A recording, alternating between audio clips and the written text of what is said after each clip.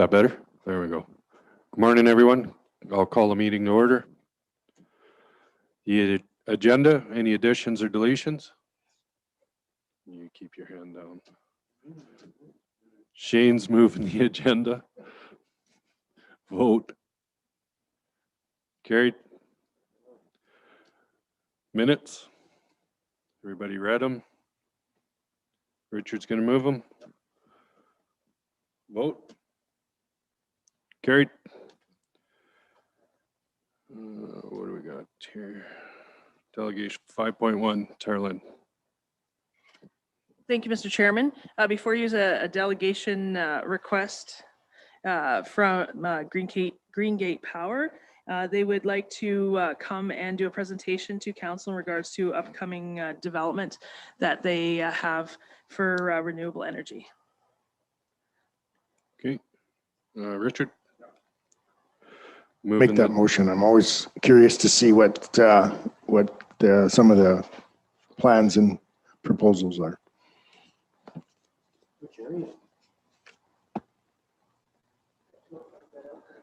My understanding is in the Box Springs area We'll know as when solar it array. comes forward. Yeah.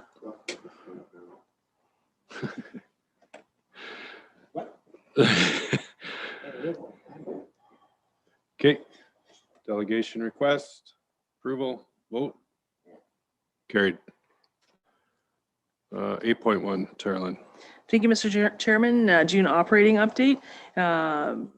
Before you is the report. The recommendation is that council receive the June 2021 financial reports for information. And do you have any questions? Thank you. All right, Darcy's moving them. I didn't see anything out of sort in there. Everybody's good with them? Vote. Carried. CAO report? Thank you, Mr. Chairman. Before you is the CAO report, is there any questions? Oh, yeah. Shane, you have something? How did your meeting go with the deputy there? In About Elkwater? in closed session, we'll be discussing Elkwater. Okay, Okay, anything else? I will, yeah, I have lots to share. See this thing there, closed session. Richard? could have been something. Under emergency and protective services, so there was 5 property cleanups that the county had to enter the property to remedy the unsightliness accordingly. So then that just gets charged back to them, right? Yeah, Is so that- they have a certain amount of time to pay their invoice, and if they don't pay it, then that's put on their taxes. Okay, all right.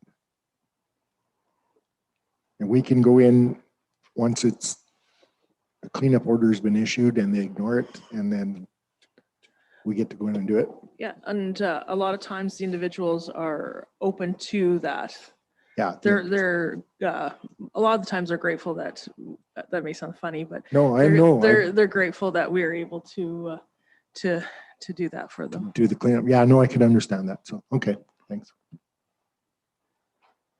Robin? Carolyn, I've got a question for you with regards to, I think on Thursday, we've got the Minister of, Solicitor General? Minister Madhu Yeah. coming down. Do their offices contact our office? Like I know that when I was reading about it yesterday, it talked about how they're coming down to Red Cliff to do a rural crime watch, have a conversation or town hall. But really until you got halfway down the article, it didn't even really mention anything about Cypress County and our kind of dedicated RCMP officer that works in the rural. What is our involvement looking like with regards to that town hall, or is it simply being organized through the RCMP detachment and then it kind of trickles down from there? So that was the notification that we received. Okay. And so that's why I highlighted the one at Red Cliff. And so that I just received it yesterday. Yeah. So that we haven't participated with that so far. Seems so strange how it continues to always, we find out through press releases versus actually invitations to attend and engage. And And it was awesome that RMA also Yeah. sent that out as well, because before I received it, I received the RMA. So as soon as I received the RMA, I forwarded it to you guys, and then afterwards I received the press release from the province, but I haven't received anything from them. right, thanks. Okay, anything else? Shane? I see the stop bar is sure working well at Dunmore here now. Yep. I kind of sat there and watched it for a bit and it's working. Anybody else? Michelle? It says that Hilda had one test sample that was over the maximum lead limit. Is it that in the water, that it's the lead? Kim can address that. Well, that's all new water system up there. So the issue would be in the home. Yeah, and we weren't, the person didn't allow us into the home to do the test. They went and grabbed the sample and then brought it out. So we'll work with that individual on kind of isolating their lead issue.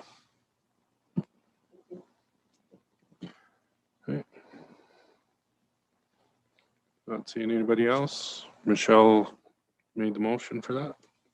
Last one to speak gets to make the motion today, I guess. Vote. Carried. Reeve councilor report. Start with Robin. Nothing to report on my end. Michelle. Very little. I think I had an ASB meeting that I attended virtually. A couple of a policy meeting for CVF plus a regular meeting for them, council, and I went and helped Elf for the afternoon on Friday at the park out there. Richard. Thursday, July 8th, attended the CELO sod turning ceremonies. Started at the Cypress Center and then ended up over here on the corner of number 1 and the 41. On Friday, July 9th, working with ELF, we started the construction of the new Suffield Community Park. As of last night, we both have 10 days of time in. And there was a plumbing leak at the, not plumbing leak, water leak at the community hall, and there's our one of our leaders down there trying to retrieve his boot. You can just barely see it in front of the shovel there. That he kind of lost it. I'm suggesting hip waders next time, but yeah, that's the county hydrovac. Yeah. Yeah, well, you know, he was trying to be frugal, and so he gets an A for that. But what a rotten situation it was there to try and repair. And of course, as soon as that clay gets wet, it was unbelievably bad. But I just thought, well, Elf and I were standing up there. We were the safety people. Okay, we didn't want to go down in there. So, and yeah. Elf, we might want to add to the park. We're not done yet. We have another half a day or more, and then we should be able to walk away from it. So, Shane. No meetings, just dealing with quite a few road complaints. Darcy. Nothing. Ernest. SDBA hearing and PEP meeting. No.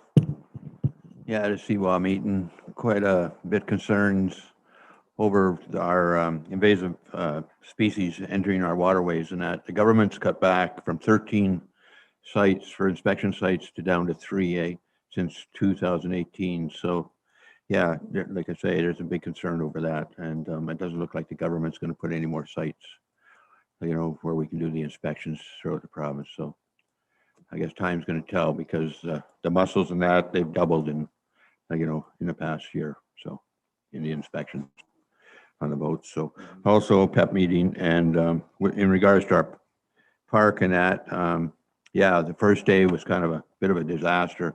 with the heat and the adults. We had more young people, like, but the adults, like, working with the young people would have worked out a lot better. But come Friday, we had the people, they showed up, the adults showed up, and Saturday we had the cement poured for the new playground equipment and that. So yeah, we've got another day left before we finish it. So lots of help. Dustin? Nothing really exciting for me. Lots of conversations with landowners over this agricultural disaster. Lots of good comments on Range Road 65. The guys that live along that are really, really happy. So kudos. Thank you. Mr. Chairman, just Yeah. from in Councillor Darcy's area, there was a document of concern received in regards to the train going through Irvine, the vibration and driving too fast and the whistles and that sort of thing. So it was forwarded on to CP Rail. That's part of the process. So it was forwarded to CP Rail. And it's 30 days for us and CP to move forward on it. And if there's no movement on that, then the next step would go to engage with the Canadian Transportation Board. And then we'll see how it goes. And then at the August 24th meeting, we will seek council's direction on how they wish to proceed. Okay. But there's Thank you. the whole hamlet signed it.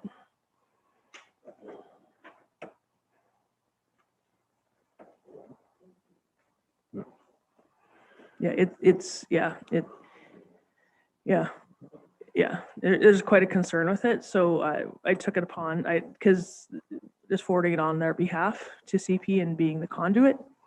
And hopefully there's some positive movement on that. But they're going through, it's the fast corridor, and they go through at 60 miles an hour. That's how fast they're going through there. And it just shakes the town. It's really bad now. Like knocking over chairs, pantries, the food's falling out. Like Councillor Darcy could talk more about it. They've been talking to him directly, but yeah. Well, the loads are so much heavier now. That's why it rattles, right? Any more on that, or you're good? Okay, Dustin made the motion for accepted reports. Vote. Carried.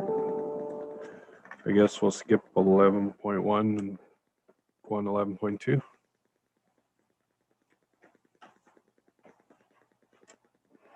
Thank you, Mr. Chairman. Declaration of agricultural disaster. Before you is the request for decision and background information. The recommended motion is that council move to declare a local state of agricultural disaster due to drought conditions and to direct administration to inform the provincial and federal ministers of agriculture of the declaration. And there's alternative recommendations as well, Mr. Chairman. Dustin? Oh, sorry. So I brought this forward to the Ag Service Board about a month ago now, but we'd kind of decided to keep it off for 2 weeks and not bring it to the last meeting. As everyone's probably very well aware, we are in fairly significant drought in this region, and there's going to be a lot of suffering on the farmers' ends this year. So I think we're at the time where it would be advantageous to declare a local state of agricultural disaster in the county. Dry land areas are burnt off for the most part. Most of the crop inspections done by AFSC so far have shown marginal yields at best, 5 to 10 bushels on most cereal crops. So I think we're at that point. Okay. Michelle, did you have anything else to add? Yeah, I totally agree with that. I've spoke with councillors from several municipalities around us, and it's the same everywhere. It doesn't matter where you go, and they're, all saying that they're going to declare one too. And so I know in our area, I've been getting calls for quite some time already saying, like, are you guys going to help us do something? So this is, I think, the best route. Any other questions? No, I agree. It's time, and like Michelle said, all these other communities, and it goes into Saskatchewan and it goes north. It's a huge area. It's not good.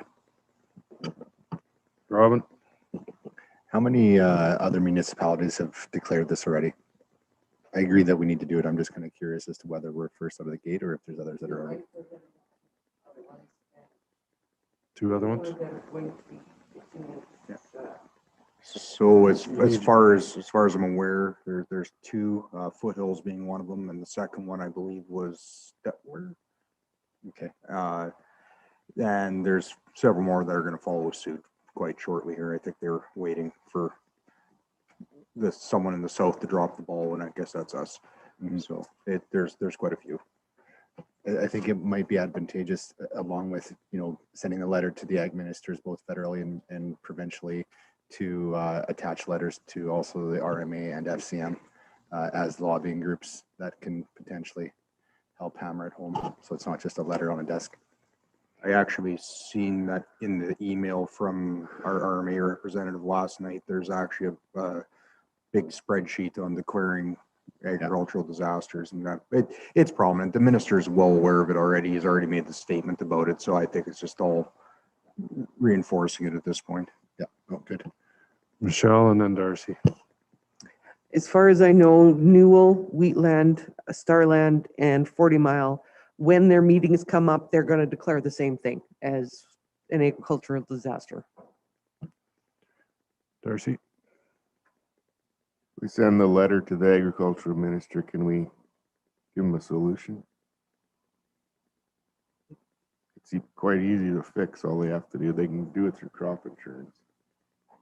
It'd probably be their fastest route if they, right now it's 3 bushels an acre, and then you get 100% write off. So if you move that number up to 10, because anything then over 3 bushels comes off your average, right? So if they'd move that number up to 10, it would make pretty much a $100 an acre difference to everybody. Quite easy and not that complicated to do. And for the ranchers, all they'd have to do is just give everybody their grass insurance that's in the area. But those are all paid out at the end of the year. If they could speed up the process, some would, I think, make most people happy. So do we want that as 2 motions, or do you want to add that as a friendly addition to yours? I think we should probably add it as a second motion, and I think it should probably be a separate letter stating it, just one to show that we've declared it, and then the second one, I think we can give that recommendation, because I think that's a good recommendation. But I think if we include it, it's going to get missed. Okay. All right, so I have a motion on the floor to send this, declare the disaster. Any more questions on it? Vote. Carried. Darcy's making a second motion to add the letter to up the, or with the solutions, and do you want to say what it is? The threshold from 3 to 10 and proceed quicker. And grass insurance as well. Perfect. Any other questions on that? Vote. Carried. 11.3, Terlin. Thank you, Mr. Chairman. Policy ASB P4.4, pasture pipeline plow. Before you is on page 99 is the RFD. The changes are shown in red fonts. Do you have any questions? If so, I believe Lisa and Jeffrey would be happy to answer them. And the recommended motion is a council move to approve amendments to ASB P 2.4 pasture pipeline plow as presented. Thank you. Shane? As it is. Any questions on it? Not seeing any hands up. I'll ask for the vote. Vote. Carried. 11.4.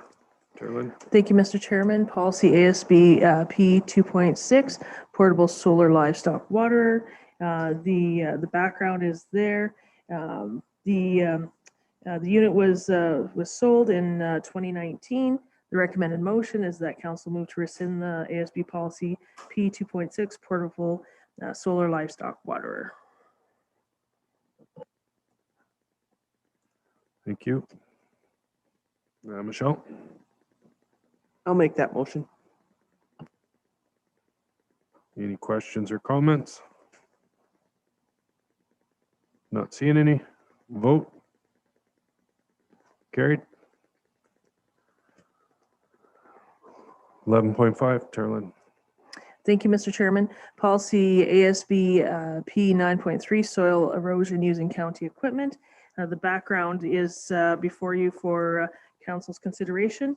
The recommendation is that council move to rescind ASB policy P 9.3, erosion control using county equipment policy. Okay. Robin? Moving it. Okay. Any questions or comments? Not seeing any. Vote. Carried. 11.6, Terlin. Thank you, Mr. Chairman. Request for upgrades to Sandy Point Park. There is in the RFD previous council motions of direction. There is enclosed is a letter from the Community Association. And the recommendation is that council direct administration to bring back a cost estimate and implementation timeline for the 2022 budget deliberations. Michelle? I'll make that motion. Okay. Any questions or comments on it? Robin? I guess just seeking for potential friendly amendment on that one with the expenses that would be anticipated. Could we also just get a brief on what the county actually generates in revenue on Sandy Point? I'm not expecting it to be a huge amount, but I'm just so we have the full picture.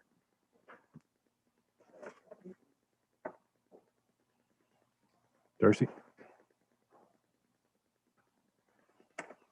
How many of these requests are actually at the Cabin Lake one? Any? Or at Cabin Lake? There's no potable water there, is there? No showers there, is there? No toilets, no flush toilets. There's trees there, I guess. Yeah. Okay, Shane? One thing I would have to look at for the cost too is a caretaker. I really don't see a caretaker in there. If you got all them facilities requested, toilets and everything else, you pretty well need a caretaker out there. So is that what we want, is all of these, or do we want to keep them comparable to our other campgrounds? And like, Through the chair, there is a current caretaker at Sandy Point that's under contract. I thought there was, yeah. Yeah, so both campgrounds have a caretaker that are done by tender. Oh, I got Alf, and then Michelle and Robin. Okay, question, Kim. Would you not have to have a purveyor for your water if it's potable water? And also, I'm just thinking like, okay, like during the winter, who's going to look after this place? Like it's out of the way, vandalism, it will happen. So that's my concern. Kim? Yeah, so the water, it would not be potable unless we brought it off all the way from our water treatment plant. So I don't know if I think they were asking for potable water, but that would be at a very high expense. And then the vandalism, we do have a little bit of issues with vandalism, but being the proximity to the highway, a lot of the area looks after that. If they see somebody in there, they'll slide in there. But yeah, we do have a little bit of vandalism in there currently through the winter months. The caretaker only operates, I believe, from April till the last week of September. Michelle? Well, I was going to say that there is a caretaker out there, and I think like at least making more sites, because since we moved the boat launch out there, there's like a whole bunch of room that you could, make more sites, and then the campground does get used. I'll just stop there. Robin? Yeah, Michelle actually hit my point exactly. I was just thinking that, how many sites do we currently have there? What's the growth potential? If we're looking at a capital investment, to put showers and such, I would like to think that it's, with the future in mind versus just maintaining a 30 site. I'm pretty naive. I'll be honest. I don't know if it's 30 sites or if it's 12, 20. So we have 20 sites. What would the potential, could we double the size, triple the size over time? The first step would be, it's not our land. Okay. So we lease it from the province. So we would have to, that's the first step to see what we can do. So if we're leasing from the province, does that potentially help us with seeking grants to help cover something like this? I think that grants, we certainly would have to investigate. The first if we need to reach out to them and see if how long we can get the lease for, and if doing a large capital projects, that's just one of the first step. A lot of the environmental to put that boat launch in there was just crazy. So there's a lot of steps to go, and Jeffrey and Kim worked together to put that boat launch in, and there was lots of hurdles. Okay, thank you. Michelle? This is just a suggestion. I don't know if it might help with the grants, but I was thinking about it. And I know that with my family, I've done it several times to promote in different counties, like start at Dinosaur Park, come around to Sandy Point, then go out to Elkwater, then go back to Lake Newell, like do a big circle kind of thing. And just if it would help for tourism, I was thinking.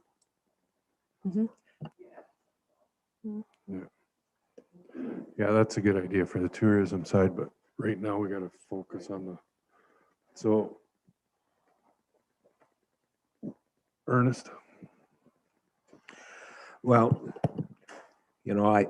it's a fine place, and we spent money in there putting the boat launch in there, and that was as I said, it took us forever and a day. I think we should if we want to make more stalls, I'm fine with that, but I think we should kind of carry on with the theme we have, because it's low risk, but provides a place for people to stop. And, I'm not sure we're in the campground business. We are and we aren't, but that one is a long ways out there. Dustin? I think it's highly advantageous to take a look at everything they proposed here. It's not saying we have to do it all in the end, but we may as well at least get some pricing on it, because the more amenities you make at a campground, the more used it is. So if you have the option of having not necessarily potable, but accessible water, you have cell service is a big one for the younger generation. Having flush toilets is great. Having nice having good trees that are irrigatable down there so they actually grow. Any amenity you can take and add to it is going to take and add to the amount that's used. If you look at Cabin Lake, we pour some amenities into it and it's booked up constantly. Guys got to look at it from the angle of, if we want it to be used, we have to make it nice, and you have to make it modern and everything else. So I think it's worth looking at. I'm not saying we have to do everything right off the get-go, but I think we should at least get some pricing and see what we have to work with and go from there.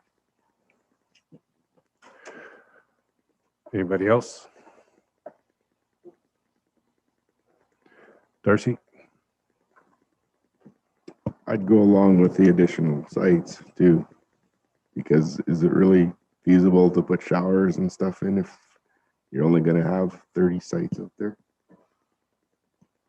Right? Like, it cost us quite a pile to add sites out at Cabin Lake, right? And it's not going to get any bigger than that, right? Because there's no room, no area to expand. We're kind of limited to how big it can be. I kind of, oh, Kim? Yeah, thank you through the chair. There is potential there. So if you look at that, if you're on there, all the campgrounds, all the camp stalls are running parallel with the river. So in essence, when you're looking at it, if you actually had them so they backed up into those sites instead of running parallel, you'd be able to get a lot more sites river frontage instead of. So right now you have all the sites are very linear and they run along the river bed, right? So if you can have them so they back up, then you get those more prime sites. So there's potential, and I am thinking that if we had time and we're able to bring it back for council's deliberation in the budget process, you'd be able to pick apart some of those ideas, because some of those ideas I think might come to fruition, i.e. example, maybe not potable water, but maybe water hauled. We'll present that price and what that costs and stuff. So, and then the bathrooms, the shower units, what campgrounds are doing now, and what the potential is the shower trailers. So it's just like an ATCO trailer but they're a little nicer and refined, but they have a drain dump that goes right into a sandy dump to a sewer system. So we'd like to present all those, if council wants, we'd present all those ideas during that budget process. Shane? Just curious, are there any sites there with power? Or is there non-powered sites? No, and that's one of the issues too. They're all non-powered sites. And that's like some of the amenities that people are asking, because especially this year when it's 40 degrees. So especially down there in the river valley, anywhere outside of along the river is non-treed. So to expand the sites going parallel to the existing sites, they'd be in the prairie, in the valley prairie. So there's potential, but yeah, they're non-powered. So what we did at Cabin Lake just this year is we took a 200 amp panel, 200 amp service, and split it amongst 10 sites. So then we can put 35 amp breakers as a maximum, but it cost us 1/3 of what it does to make a 50 amp site. Yeah, I don't think we'd have to make 50 amp sites, but But that's what everybody requests for, is the 50 amp site. But the 35 amp, we can actually do it without upgrading Fortis infrastructure. That's the other key, is not having to upgrade. You can do it right on an existing pole. well, with the 35 amp sites, they just have to learn that they can't run their air conditioner, microwave, coffee pot, and everything all at the same time. And that's right. They're out there camping. If they want that, stay home. Why can't they? Can't use everything, why can't? Michelle? I was just curious, can you even put power down there? That'll be part of the dialogue there. Okay, we have a motion on the floor to look into this and bring back some numbers, and then we can discuss what we want from there. Any more questions? Vote. Carried. Okay, my 10:30, I was online. Okay, so that's 5.1. Do we want to take a 2-minute break and then? Okay. 5 minutes, then we're going with the delegation.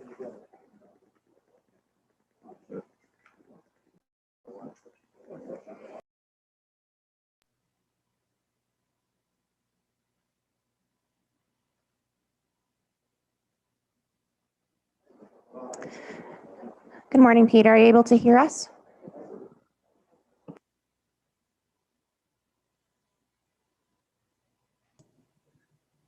Yes, I can hear you. Can you hear me? We can. That's great. We're just going to take a 2-minute break and then we'll get started here, Peter. Sounds good.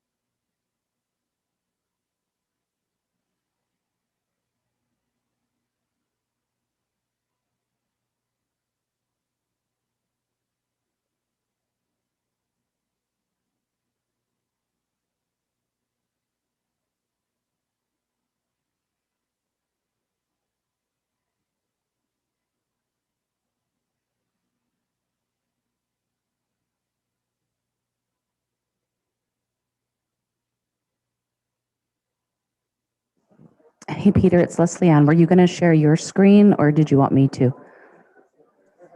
I can share my screen.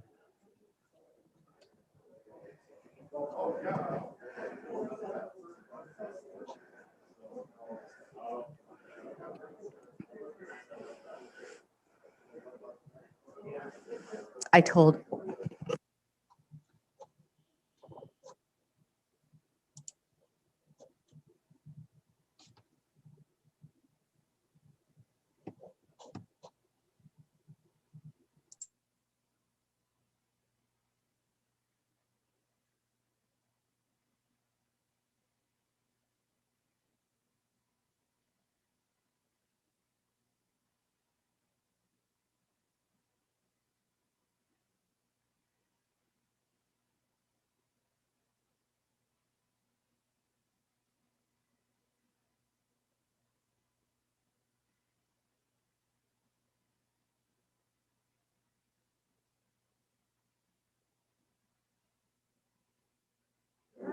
Okay, sorry. Yeah.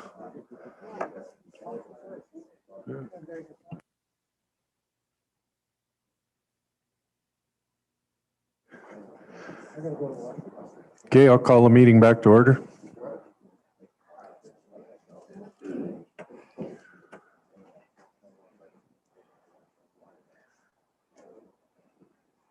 Okay, we're at 5.1. Terlyn? Thank you, Mr. Chairman. Our consultants, V3, are here doing a interim touch base with council. And so the process has been very valuable so far. We've had a lot of interaction with our people and looking into the future and looking at our LUB and our MDP. And Kayleen's just going to do a quick overview of where we were and where we are and where we're going. And then I believe Peter has a presentation. Great, thanks, Terlyn. Yeah, I'm pleased to once again welcome Peter Vanna with V3 to present to council today. And Peter will further go over some of the consultations that we've had to date, but we did have very good engagement through our first initial consults when we're meeting with the public. And due to the accelerated timeline for an adoption at the end of September, we're kind of at a critical juncture to make sure that the draft amendments that we're going with are kind of within the vision of what council is wanting to see. So what we don't want to see is that we get further into drafting amendments for the MDP and LUB, and then there's major changes that need to occur prior to adoption. So that's kind of the purpose of today. And Peter's going to walk you through some of what we've heard through the consultation, both with council, the public, and with administration. And he'll review his recommendations on how to address those. So with that, I'll let you take it away, Peter. Great, thank you very much.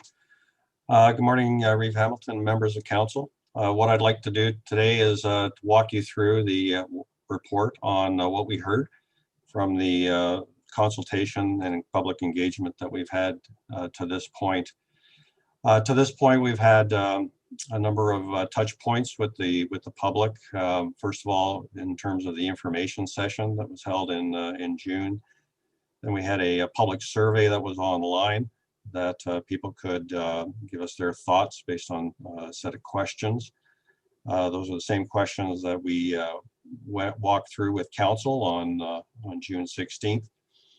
And administration the next day on June 17th. We also then had a in-person stakeholder and public conversations with the public, and due to COVID, those were really pared down to small group sessions that we had with the public over several days. So what I'd like to do right now is to sort of walk you through some of the general comments that we heard, and with some commentary and some recommendations in some cases. So the first thing that we heard was that there should be a limit to future ad hoc development in the county. And secondly, that there should be a diverse land base increase. And one of the terms that came up as part of our consultation was the term contributors to the county in terms of increasing the county's assessment base. So really this comes down to the county currently does rely fairly heavily on oil and gas industry in terms of its assessment base. And there's a desire to diversify this. One of the things that was identified as part of the municipal development plan in terms of directing growth is certainly that the county currently does not have a future land use map that's associated with the municipal development plan. And therefore the recommendation coming out of this particular comment is that an MDP should have a generalized land use concept to be used as a tool that will direct development in terms of where the county would like to see it happen. The next item was in regards to fragmentation of irrigatable farmland, and that this should be avoided wherever possible.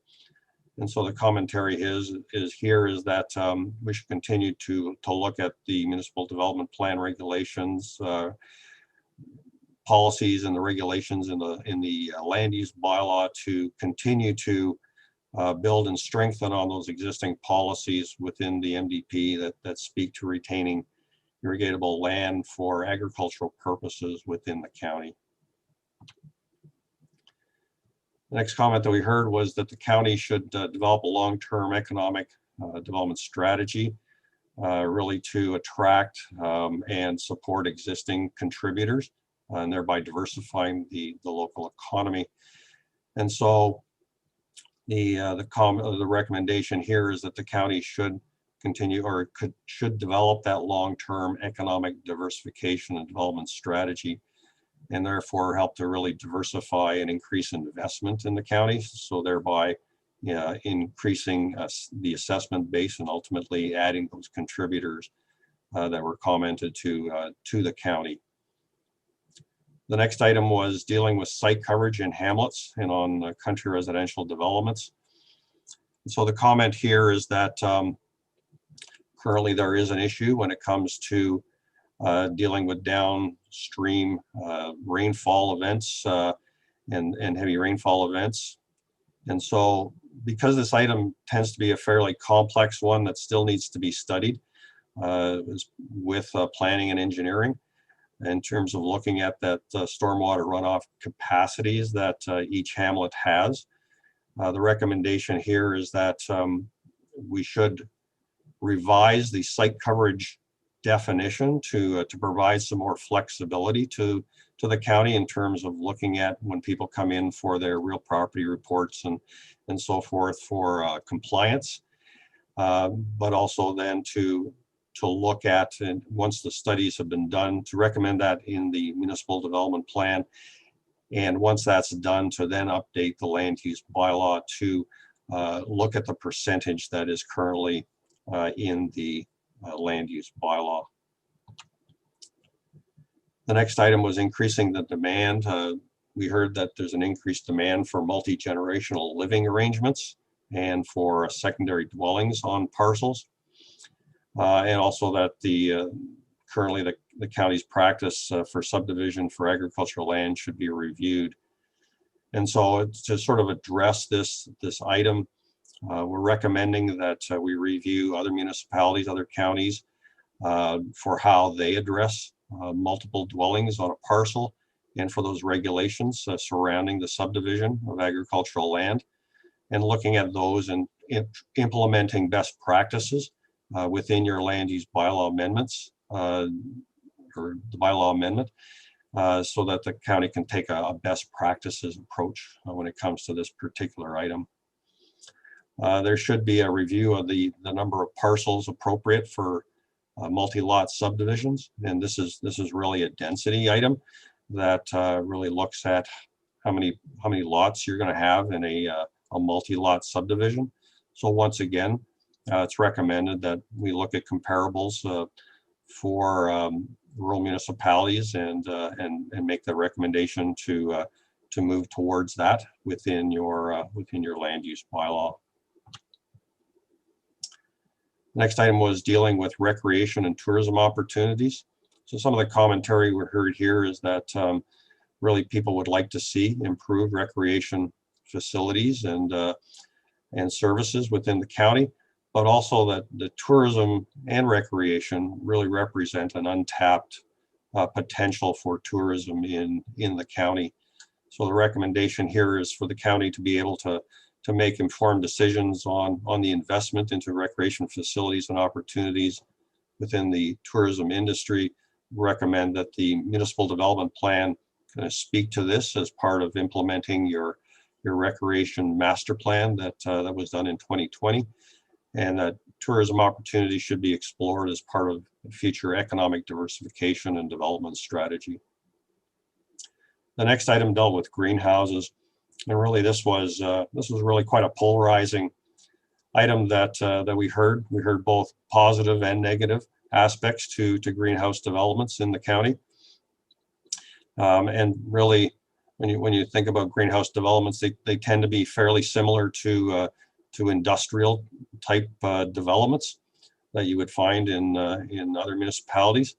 And so really the trick here, the recommendation is to look at specific use regulations that would regulate greenhouses and other intensive agricultural operations, to really look at the impacts on adjacent residential lots and also on the county's infrastructure and what it takes to help facilitate those particular types of developments.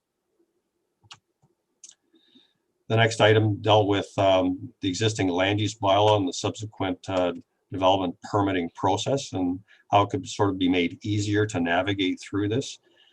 And so the commentary here is that, you know, the land use bylaw can be a fairly complex document when you look at it, because of all the regulations and rules that are in it. And so it can be, in some cases, fairly legalese or planning jargon that gets used as part of these documents. And so the recommendation here is we're updating the land use bylaw.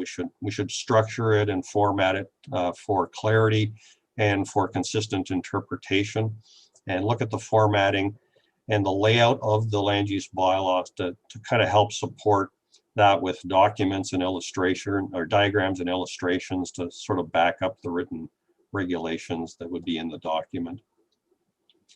The next one dealt with decisions on land use, on land uses and development, and the fact that they're not always consistent or don't always follow the policy documents. Part of the commentary here is that as we're going through this, part of it is ensuring that you're using these documents as sort of living documents, and that when we're updating the MDP, it's important to sort of stay on top of that. So the recommendation here is that you know, policy be in the MDP implementation, that administration come to council on a regular basis to tell council, here's how the MDP is working or not working, and what changes sort of need to be made to it on a regular basis, and then have a bit of a review every year to see how it aligns with your budgeting process and your capital budgets. I'm looking at a 5-year timeline on that, and also you should also look at the MDP on a 5-year timeline that sort of aligns with municipal election cycles and council's strategic plan, so that it's consistent with council's strategic plan. The next item was dealing with bylaw enforcement and its consistency or inconsistency. Just a commentary here is that based on the feedback that we received, that there should be some examination in terms of what your bylaw enforcement process is, to make sure that it's being done in a consistent manner, that it is being done in a way that, you know, communicates what the rules and requirements are to people, and to ensure that process is a fair and equitable one when it comes to both understanding it and applying the bylaw as well. The next item deals with the need for additional studies and to help better guide decision-making when it comes to council decisions as well as administrative direction. And so the commentary here is that as part of the part of the municipal budget process and your strategic planning, it's important to have documents that help provide good information to council so you can make good decisions. And so the recommendation here is that included in the municipal development plan, there should be some policies that really state that the various studies and strategies and plans should be implemented. And really around here, it's about using the right kind of language when it comes to the policies in the MDP. So ones that, like your water master plan would be shall, because you're already doing it, or in the middle of it. And so things that you're going to do in the immediate future would be shall. Things that are a little long-term or you're considering doing should be should statements and or may statements in your municipal development plan. When it comes to dealing with your neighbors, particularly Medicine Hat, there's some mixed opinions about the county's relationship when it comes to your neighbors. I think the commentary here is that most people don't necessarily appreciate is that the municipal development plan has to align with your intermunicipal development plans that are already adopted by the various councils. And so part of this is really making people aware of what's in the documents, educating them as to why we have intermunicipal development plans and relationships with our neighbors. And so as part of the MDP, there's an opportunity here to include narratives on each of the statutory documents and what they are and how they sort of fit together. There's also an opportunity in the MDP to contain policy that related to the county continuing to improve communication with the public as well as its neighbors, and also the MDP to include policies that the county will continue to work with the city to review long-term land requirements, specifically when it comes to county development in the growth boundary as part of the tri-municipal plan review process. Some more general observations of what we heard was in terms of the readability of the documents. And this sort of goes back to what I said earlier about the language and how it's said in these particular documents. So making them less official sounding and making them more plain language documents, ensuring that there are tables and diagrams and lists that really help to explain what the regulations are, color coding the various sections so that it becomes easier to sort of navigate your way through it.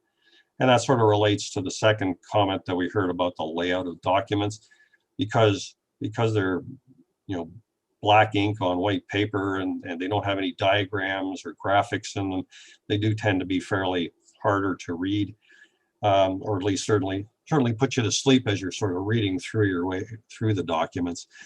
But the recommendation here is so that, once again, to include those color codings and make them more user-friendly as you're sort of navigating your way through the documents.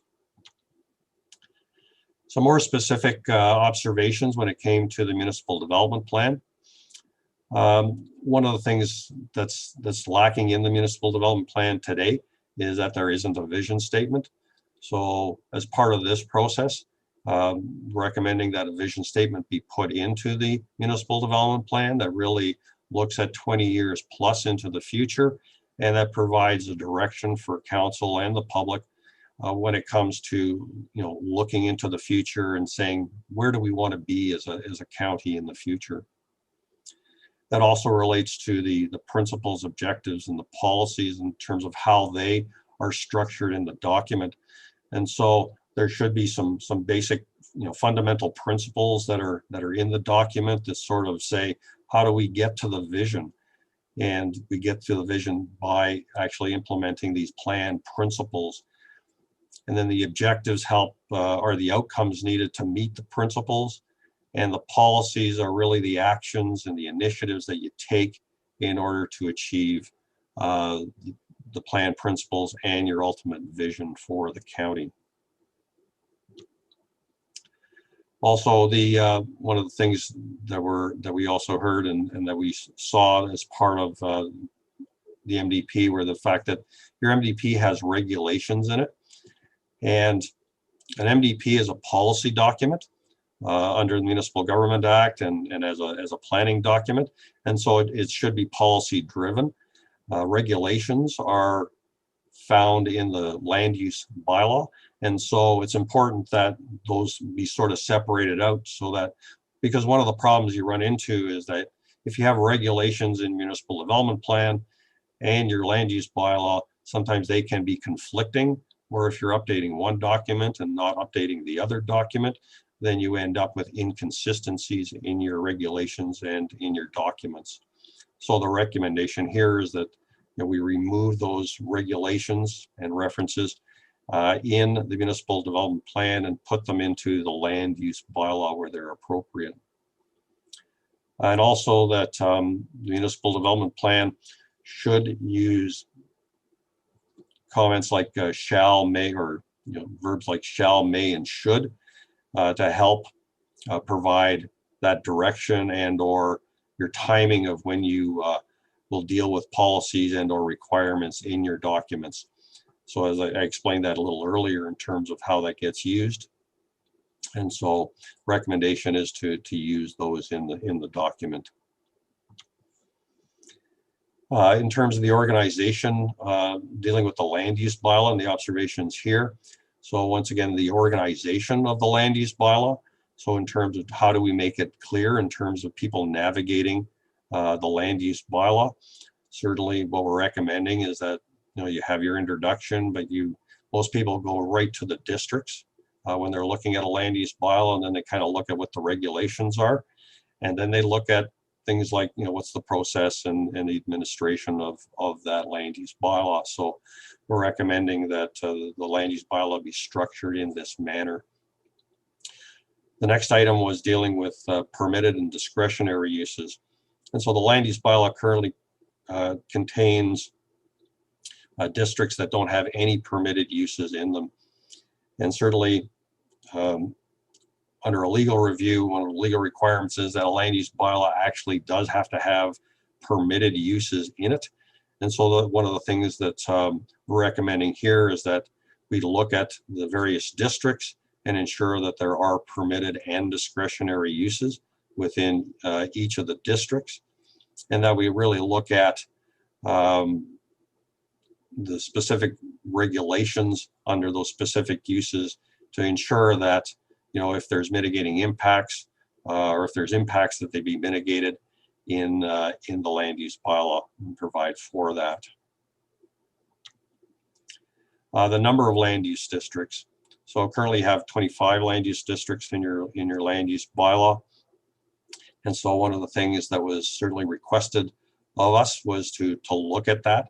And so there are some opportunities where some of the districts can be collapsed. And so one of the examples that I used was in the agricultural area.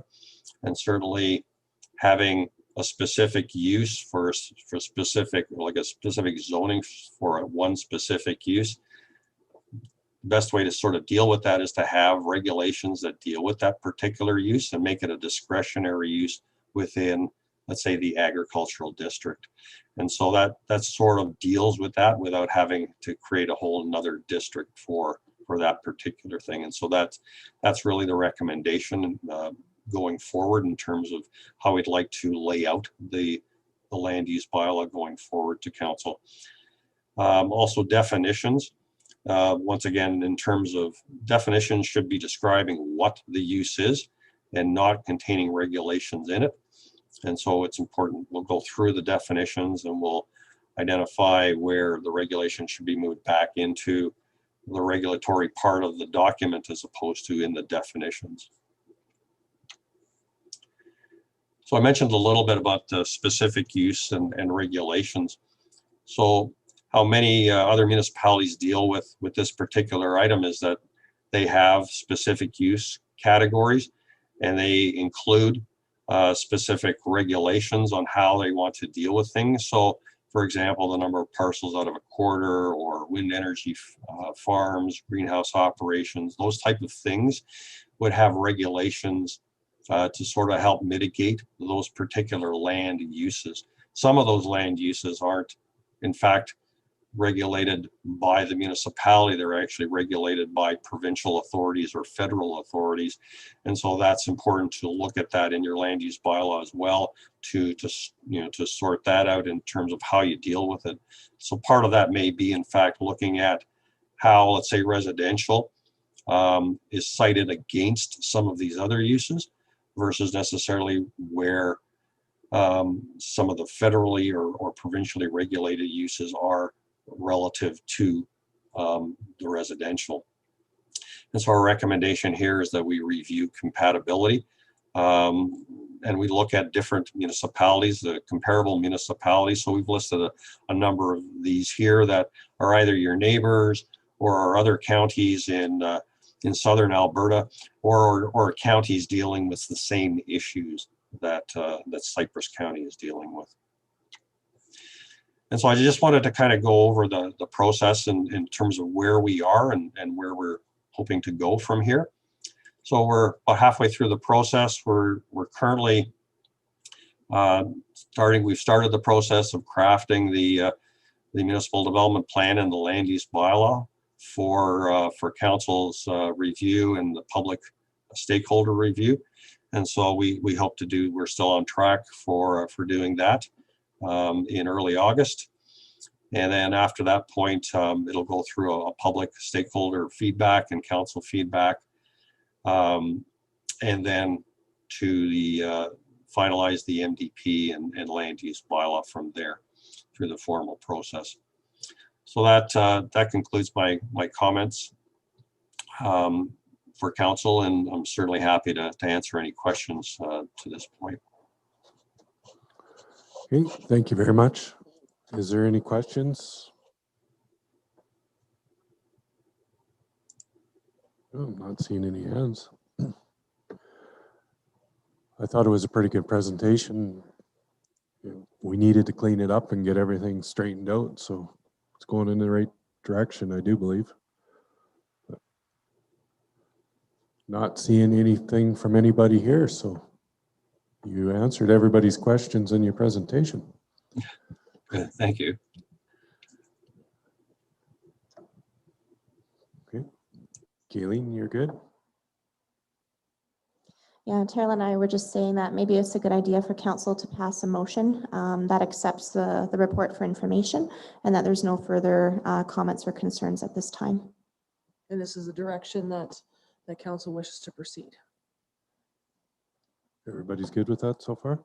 Yeah, Robin, you're going to make the motion? Okay, Robin's making that motion to accept us for information, to proceed as presented. Vote. Carried. Okay, we've accepted that for today. Thank you very much. Thanks for your time. We will talk to you later. Great, thank you. Thank you, Peter.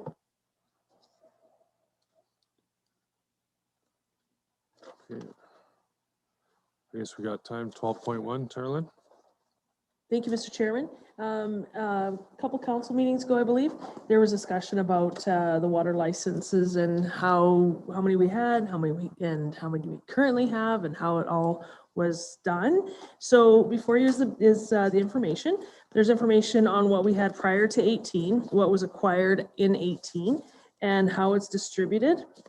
And so we need to remember with the acquisition of the licenses in 18, the province takes 10% back. Yep.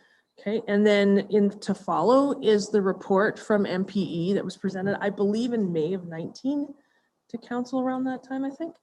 And so it is there for your information. So the recommendation is that council just receive as information. Is there any questions? Robin? All right, I'll move to receive for information. And I guess my question for clarity is, when we went through our water master plan, I believe that the number of licenses that were reported in that were just over 1,000. It was like 1,050 or something like that. Is that correct? Give or take. And then based on this report, we're looking at the 1,239 is total required by 2029. I now understand where the breakdown and the allocations of that are. And so, you know, based on this, we're still in kind of a mindset of acquiring as we can find, as we grow. But this right here definitely answered a lot of the questions that I had. So yeah, no, I certainly appreciate that. Now, this was adopted in 2019. Would this still reflect administration's view on where our needs and priorities would lie moving forward, or is there any kind of adjusting that might be required on this based on recent conversations that we've been having? At this time, I would not amend where they're at. There hasn't been significant development or change. So at this time, I think that it's reflective accordingly. So I guess just as a follow-up then, with this kind of coming forward, what would be the timeline then on receiving the water master plan and approving that then moving forward? With the amendments, the goal is the 24th of August. 24th of August? Okay. Okay, yeah, no, thank you. Any other questions or comments? Not seeing any. Motion on the floor is to receive for information. Vote. Carried. We got 20 minutes. We can go in camera. And Shane, motion to go.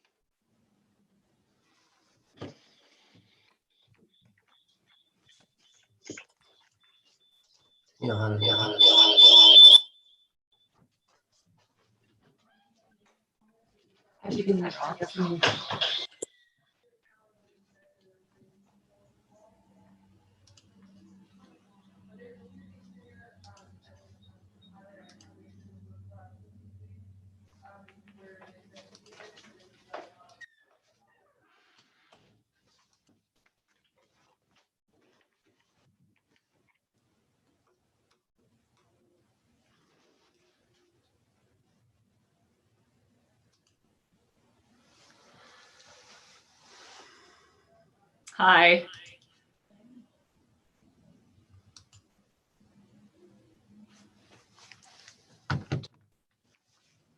Okay. How do I switch to music?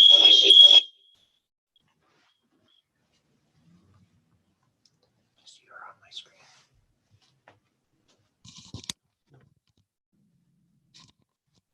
The Cypress County Courthouse right now. Okay. Just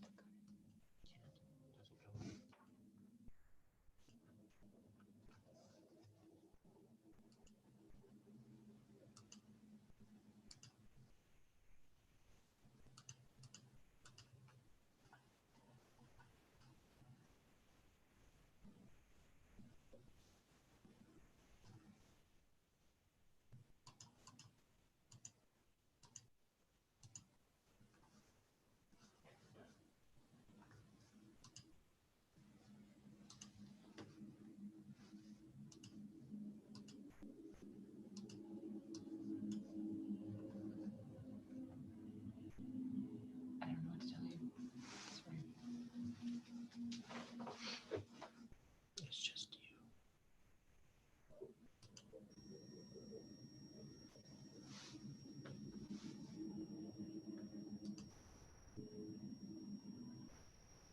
Their mute is still on silent. So they're still silent. You need to turn yours on silent too.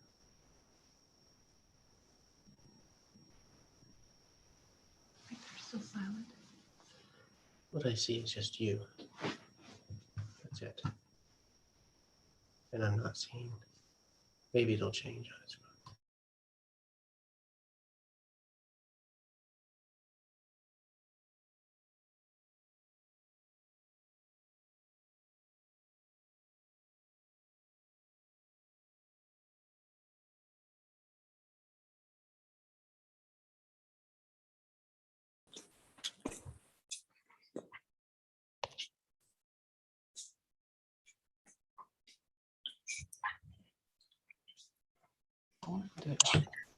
Hi, Ashton, can you hear me?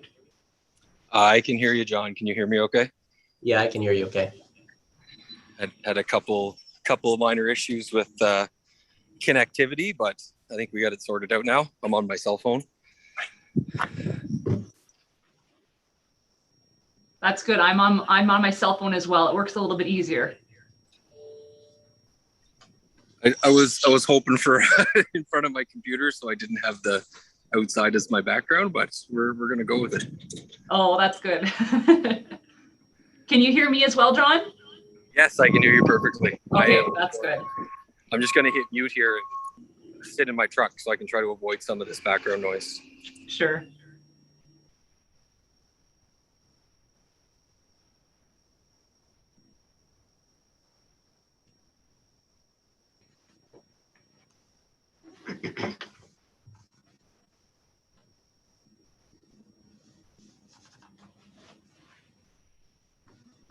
Get you there.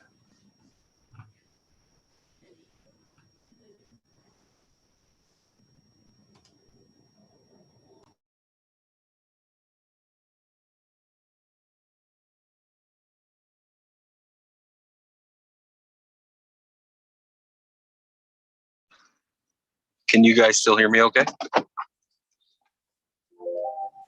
Yeah, we can hear you okay. Perfect. I got surround sound now sitting in the halftone. So John, I guess what we'll do is I'll maybe introduce this subject just a little bit, and then you'll carry on and give the particulars. Yeah, I like I said to Susanna, I think that'd be great. You're better at this than I am, John. You're better. you're better at talking to these guys, and I can talk well to the technical aspects. Just so you guys know, you're on with council right now, so we'll just hang tough for a sec, please. Okay, perfect. Okay, I'll call the meeting back to order. Jeffrey's going to take this one. Okay, thank you, Mr. Reeve and council. Jasper Fine Homes has, at the direction of administration, has been having conversations with, or has had conversations with administration concerning the planting of trees to help support their 13-lot subdivision that's just on the south side of Highway 1 in the hamlet of Dunmore. And so at the direction of administration, we requested that they submit a formal letter of request to council for their proposal. And what Jasper Fine Homes is asking for is to plant trees, approximately 75 poplar trees, 45 spruce trees, and 300 lilac trees, parallel to 3rd Avenue and south of Highway 1, just on the, I guess it would be the north side of what their 13-lot subdivision is.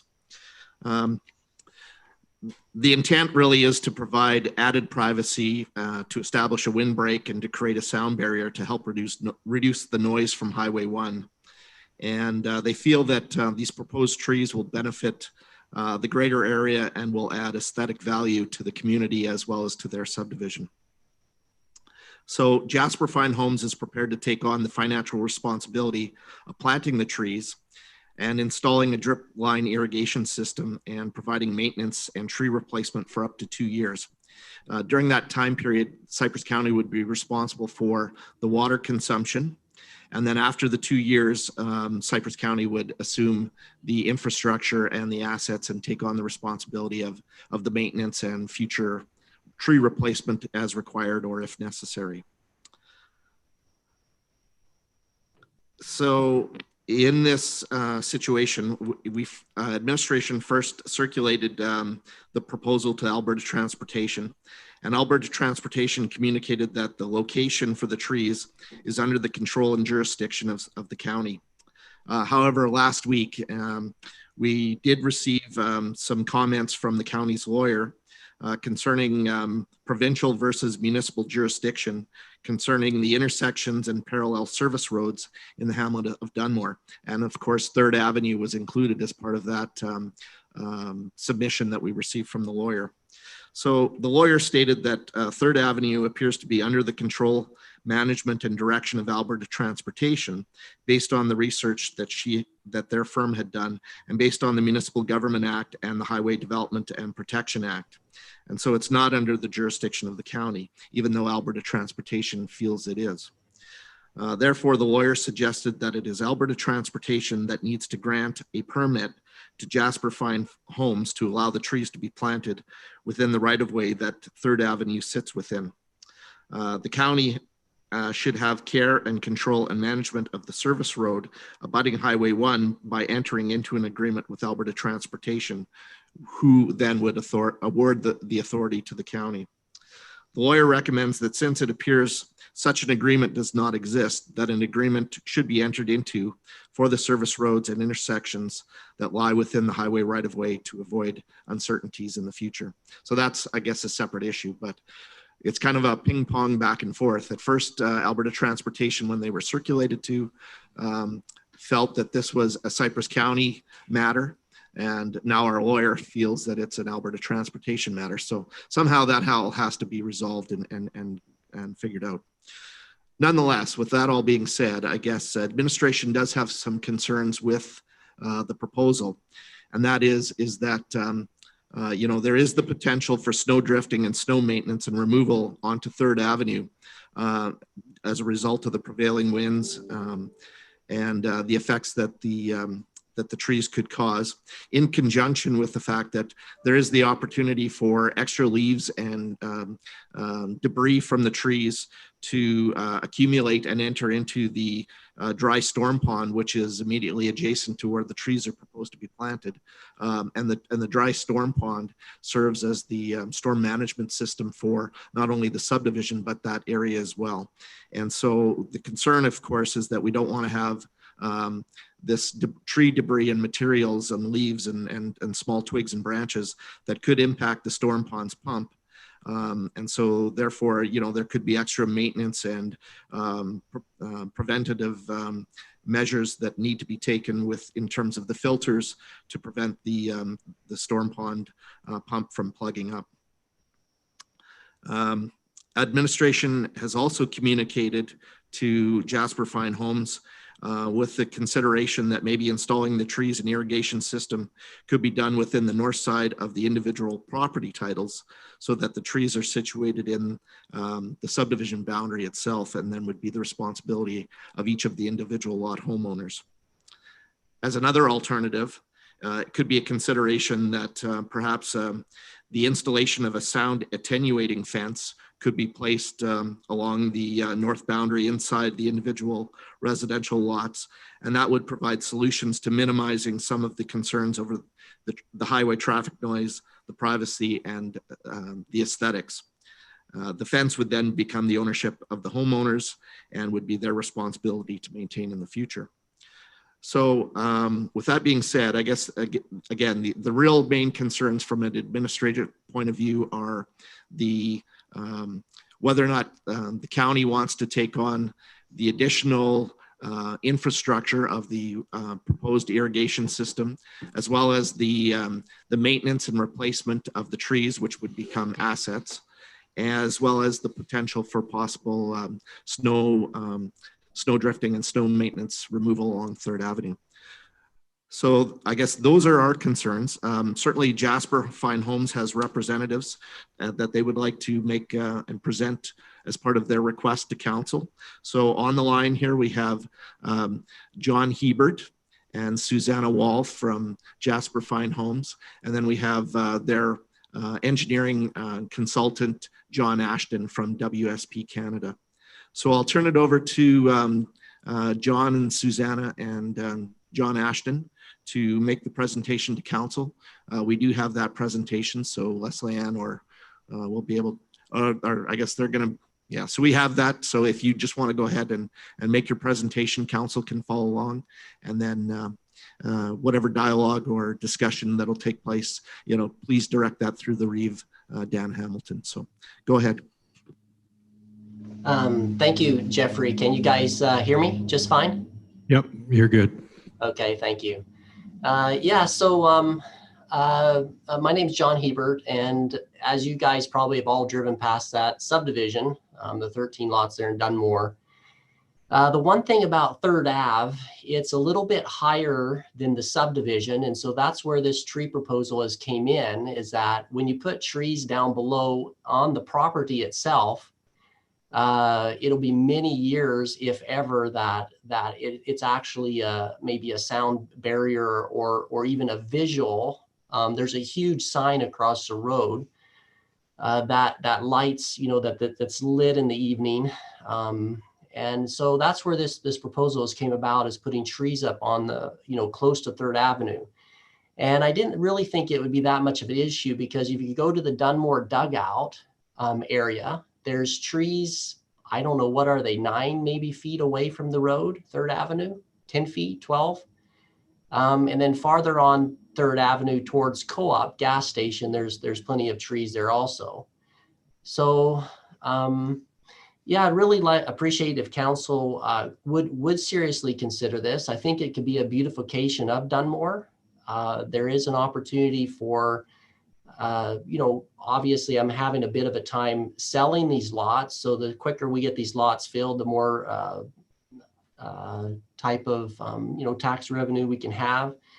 And in all, really, I think it would make the subdivision a beautiful place. And it hasn't really been the noise as much from potential customers buying lots as a visual. And that's what we're trying to do. And I'd love your help. John? Hey, thank you all for letting us present today, Reeve and councilors. I just wanted to talk to you guys a bit about the technical aspects we reviewed thus far. I definitely hear the concerns from the administrative staff regarding the leaves and the potential for snow drifting on the road. What we've done steps right now is we've reviewed the Transportation Association of Canada, the TAC manual to ensure that we have the trees spaced back to accommodate the speed of traffic and the type of traffic on the road, and as well as to maintain clear sight lines throughout the intersection. With the hearing the concerns of the administrative staff regarding plugging up of the storm pond, as well as again the snow clearing, that's something that we can look at addressing as we proceed down the design aspect and look for aspects to minimize the overall maintenance costs for the county. I do recognize that it is an aspect that the county maybe doesn't have staff on board for us as a formal parks department. So we would look for methods to minimize the maintenance requirement as we move forward.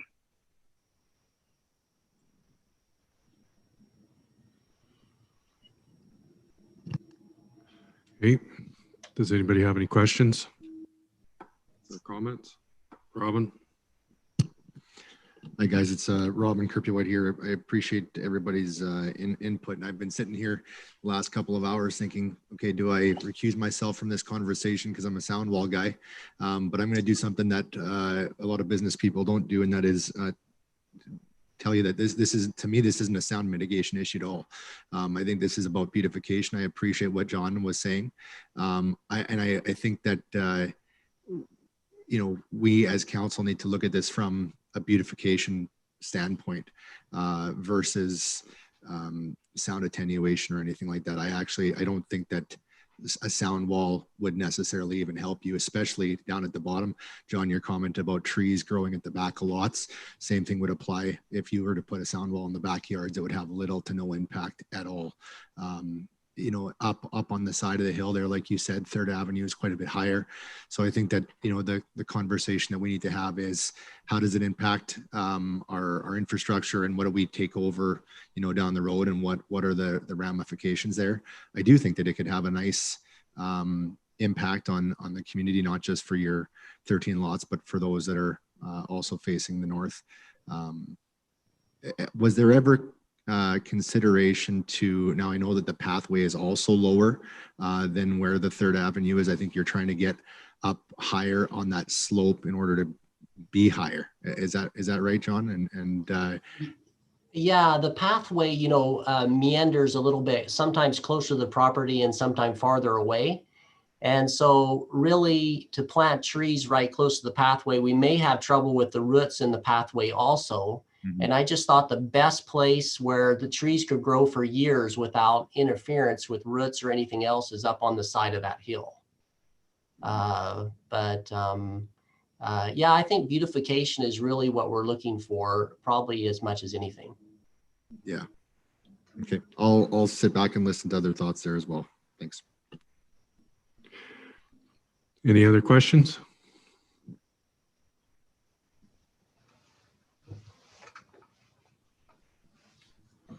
Mr. Chairman?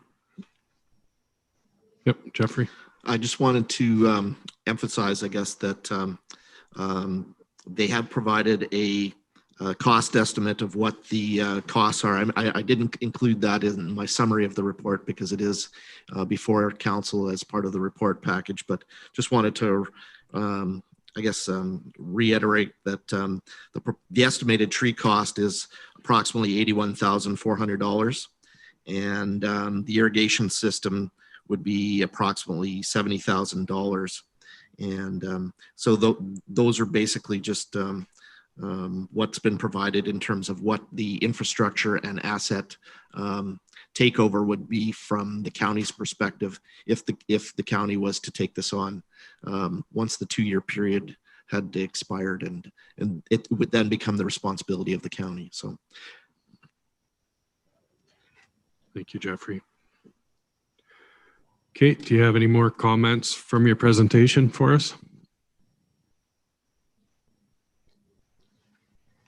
No, other than that, I really appreciate you seriously considering this. And, we want to, when this subdivision is completed and filled up, we want to do more subdivisions with WSP and with Cypress County. We're not through investing in Cypress County, and obviously Jasper Homes and myself personally, I want to work work together with you and do everything we can together to be successful. Okay, thank you. We will take into consideration what you've said there, and we'll deliberate on this, and you'll be able to find out later on today what the outcome is. Thank you very much. Thank you, Council. Thank you. Have a good day. Thank you. Take care.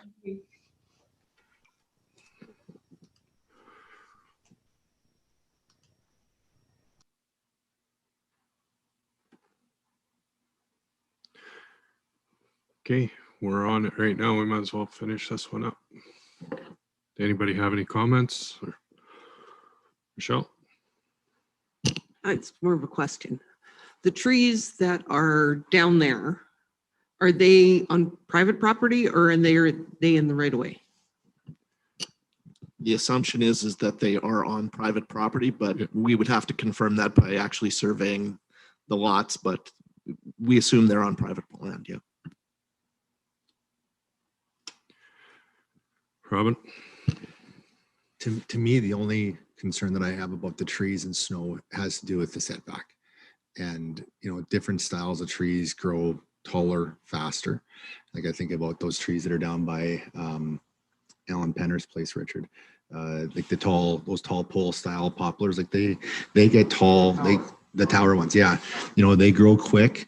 They form a real nice, beautiful kind of a look. And I think that even if we sacrificed a little bit of a setback and went down the hill more, it might get up, you know, a little bit more. I think that there is value to the argument that it would certainly soften the view of just looking onto a highway. But to what extent do we go? Do we go 3 rows right up to the edge of the road? I don't think that is necessarily the answer. If we could pop it in a little bit more, have some taller trees, I think I could support the idea of what they're proposing. You know, and certainly from a sound perspective, that's why I spoke up against the sound, even using the sound attenuation argument. The trees don't do that. And I don't think that it would ever be something that we would really support, putting a sound wall right beside 3rd Avenue. Anyways, it wouldn't make a ton of sense. And it certainly wouldn't help with the beautification side. It wouldn't soften that. It wouldn't, I don't think that I would, as a counselor, I wouldn't support putting a sound wall right up against it and make the things, you know, it just is probably not the best place for it. I think they're trying to soften just what they're backing onto. So if we could find a way to kind of compromise somehow on that design and setbacks, I would be okay with that. Well, one of the problems is it's not our property. It's AT's property. So really we can't authorize anything to be put in there unless they approve it. But Darcy? I was going to say that. And then if we do this, like, why not put it in your property line like everybody else has?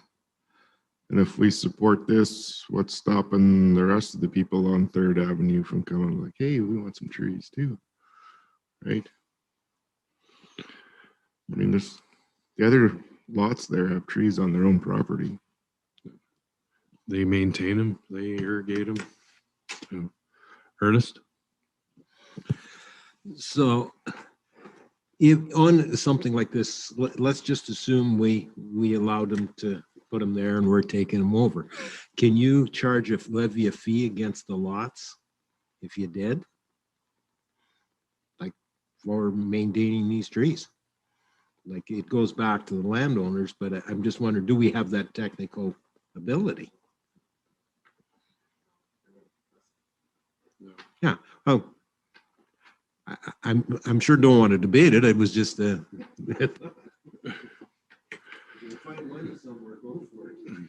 Shane? Well, I just have an issue of us taking it over and we're responsible for them then down the road, because maybe them people in Suffield will want us to be able to put trees along the highway there to make it look beautiful. Walsh, Irvin, where does it stop? I mean, they can put it inside their property, fine, but I think we're going to open up a huge can of worms if we start taking it over and we're doing the tree planting, because I would like some trees in front of my place then along the highway then.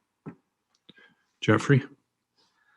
Thank you. I guess one of the concerns that I have as well is the resources that are needed to continue to maintain and look after the trees, because those trees are going to have to be weeded. They'll have to, to make sure that they're established and continue to be supported. They'll have to be, there'll have to be the maintenance, the mowing, the vegetation control in and around the trees as well. And the capacity to be able to look after all of that, probably extra, well, I don't know if that we would have the ability to do that with the existing resources and equipment that we have. So that might also be a factor in this is, the more parks area that I guess, I'll call it that, parks area that we take on, the more resources that we're going to need to continue to look after it. Exactly. Yeah. Robin and then Michelle.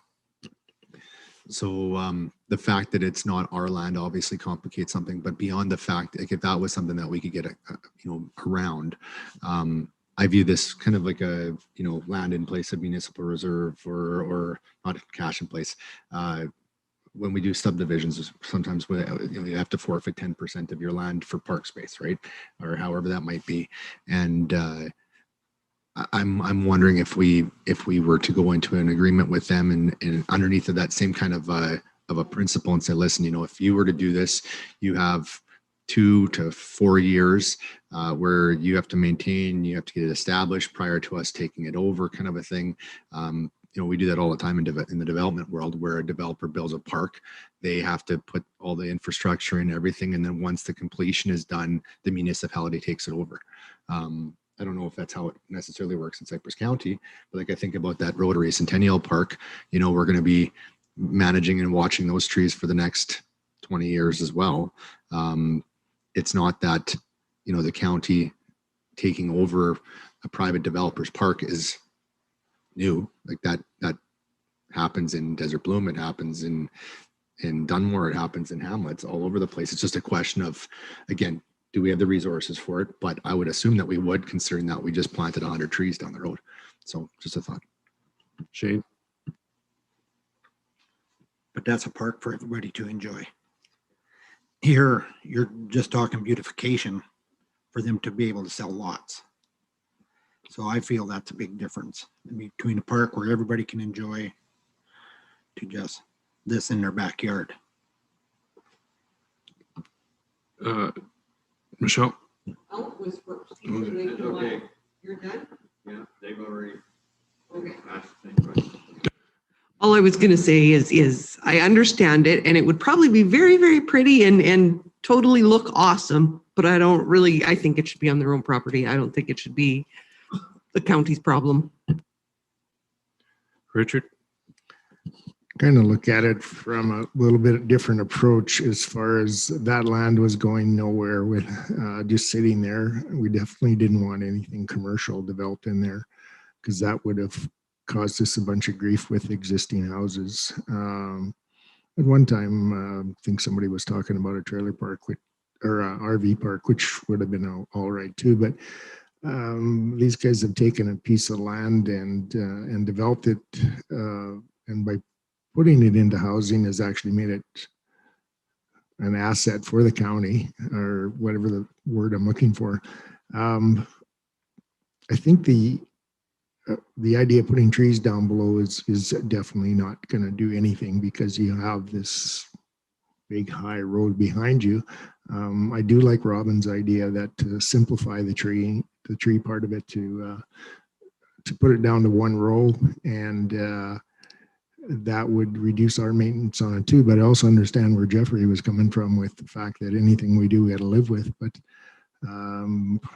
this project isn't really moving, and I think that they've stated the fact that they're looking out the back, and all they see is this big ridge and a highway with lots of vehicles going by. So I don't think we should say no right away. I'd like to consider it a little bit longer, a little bit more here, and I'm not. Now that I know we had the proposal and it was in our agenda, but I wouldn't mind having another couple of weeks to actually take another look at it. Michelle? It is if it's on AT's land, how we can't do anything with it anyway.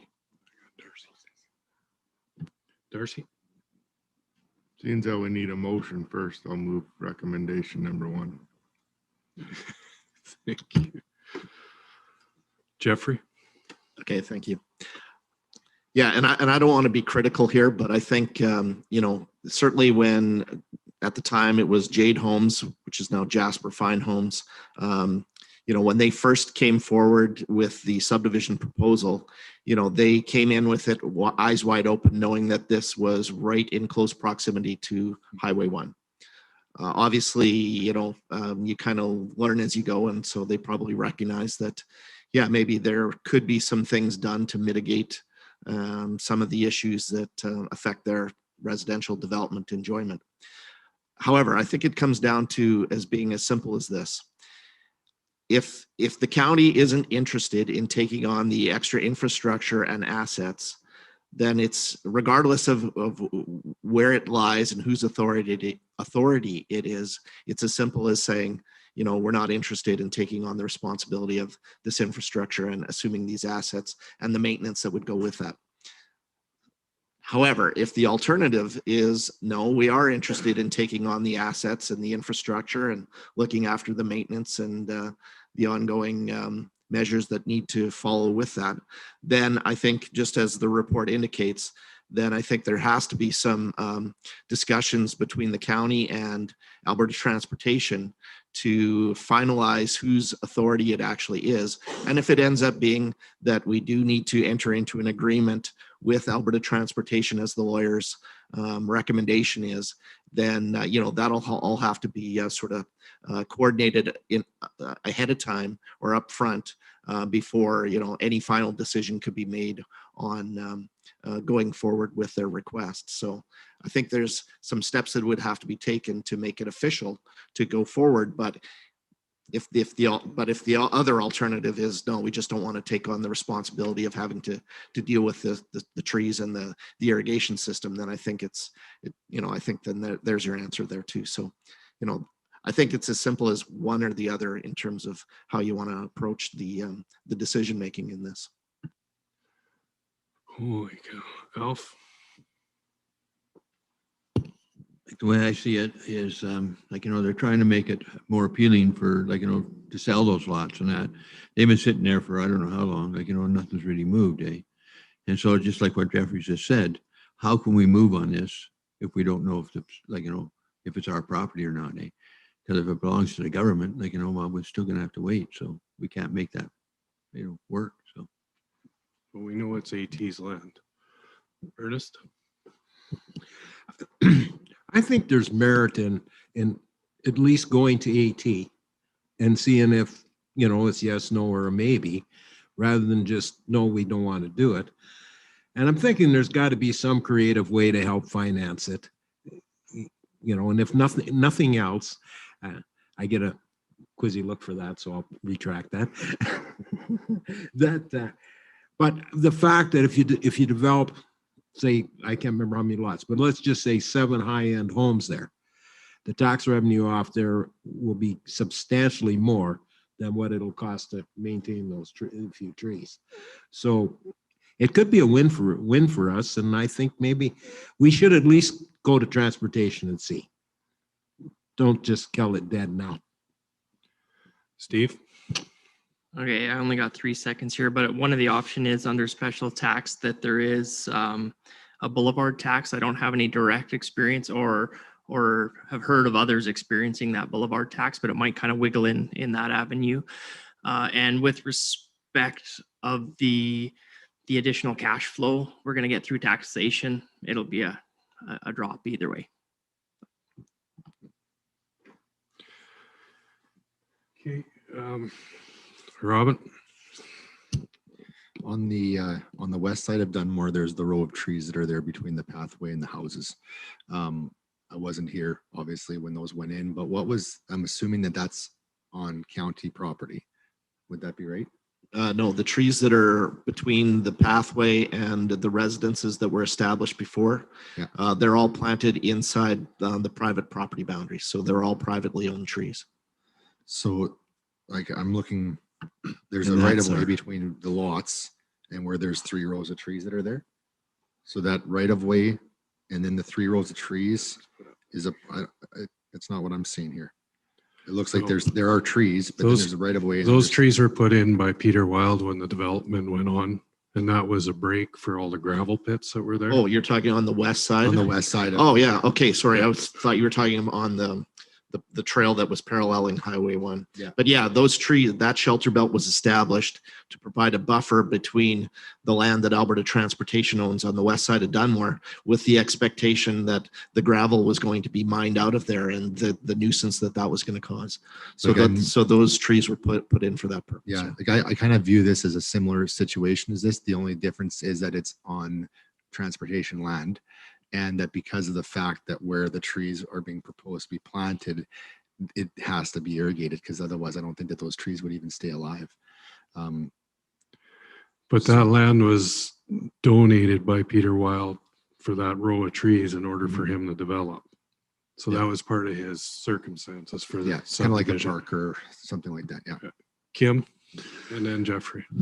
No, it just dawned on me when we're talking about the row of trees on the west end. That is the area where we get the most complaints in the wintertime for snow being blocked up on the trail. And it's presented as a hazard, and we've been threatened with lawsuits and all that stuff because of that. Secondly, which isn't identified in here, is that we have a pump for in the ATs right away for the storm pond there. Okay, so that's another infrastructure that we have there, and that's we don't know whose jurisdiction that lies in, that pump. Well, it's theirs, but it's our responsibility. Jeffrey. Okay, so from an operations point of view, I had a brief conversation about this with the ag supervisor this morning. And one of the concerns with the trees being planted on a side slope with the irrigation, with it being a drip line irrigation system, is the drip line irrigation system going to hold the water, or is basically that water going to run as gravity flows because it's on a side slope?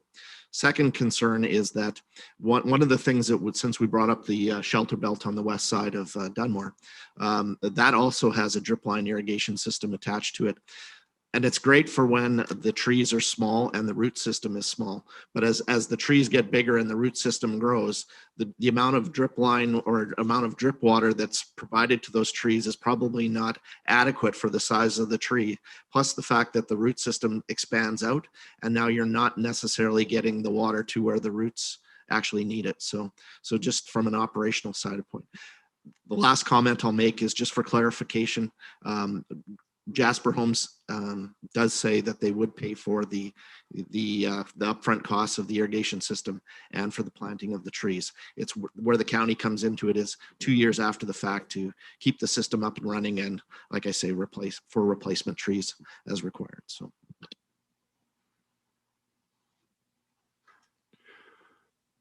Okay, we've had a lot of discussion on it.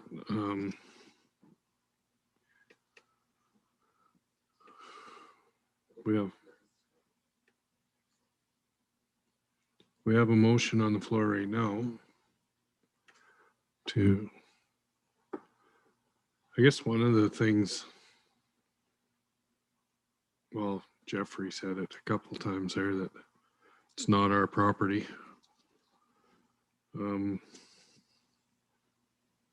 the highway was there before they started. So if there was something we put in afterwards, then we should be looking at it. But when you're a developer and you're developing and buying the land, you got to take those things into consideration. That you're building right beside the #1 highway. And if you need trees and stuff that are going to be in there, you should have made your lots a little smaller to put those trees in to put your line in. So, Robin? Steve, currently with assessment, those lots being bare and undeveloped versus fully developed and full utilization on the tax roll, what would the average per lot assessment be now, or I guess not assessment, but tax rate annually be now versus if there was say a $600,000 or $800,000 house on it? Because I think from a business perspective, I think that there's a business case to working with them, because yes, they went into it knowing that it was there. But from our perspective, if our cost to maintain it is $5,000 or $10,000 a year, but we can generate $15,000 or $30,000 a year in tax versus continuing to have $5,000 a year in tax revenue on empty lots, I think that that's possibly part of the or consideration as well. Kayleen, can you remind me how many lots are over there? Is there 15? 13. Okay. Oh, what's 14 squared? It'd be at $26,000 a year over there. No, as filled in. I don't know what the empty are. And we'll have to haul snow because it's bulb. So there's that cost. Yeah. Like Desert Bloom. It'd be an additional $20,000 per annum municipal taxes.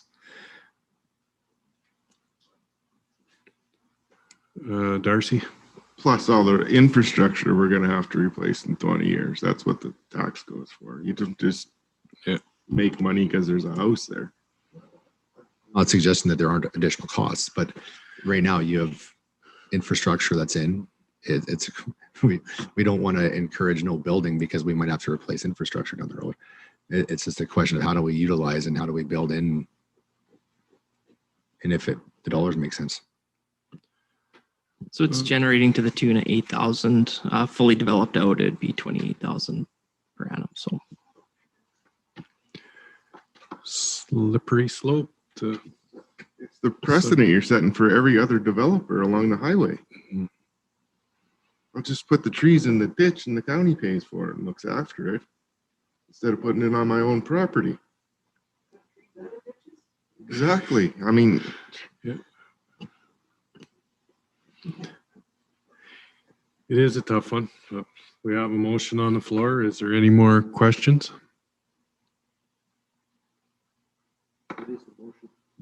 The motion is number 1, 2.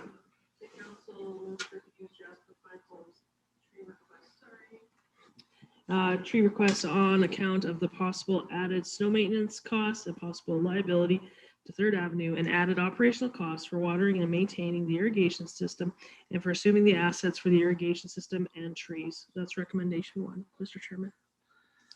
Okay, thank you. Any other questions on it? I'll ask for the vote.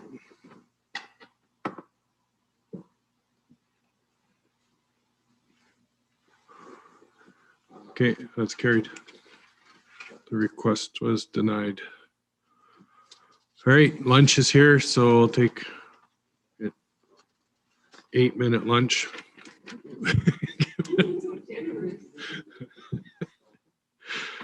Okay, we're on a break. So reconvene at 12:45.